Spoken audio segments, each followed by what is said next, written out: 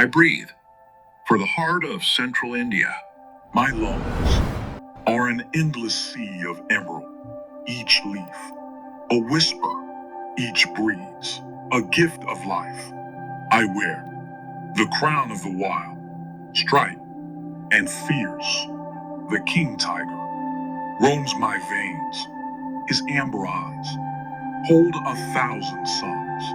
His roar is the anthem that shakes my soul. Yet, I am not just his kingdom. In my mornings, peacocks dance to the drumbeats of rustling leaves, tails fanning like royal tapestries, painted by heaven itself. Somewhere in my shaded alleys, the Indian peacock calls, a fluted, golden song, scattered like pearls into the green silence. 200 voices join in, warblers, barbets, parakeets. Their music weaves a jungle symphony, the bass, the heartbeat of the earth, the chorus, riding the morning mist.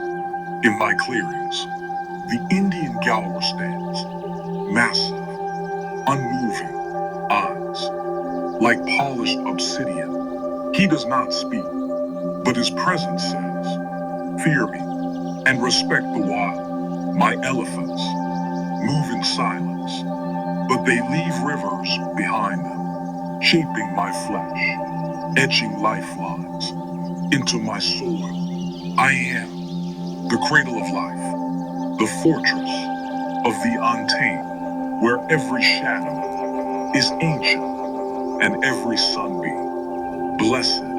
I am Bandhavgarh, king, sanctuary, eternal.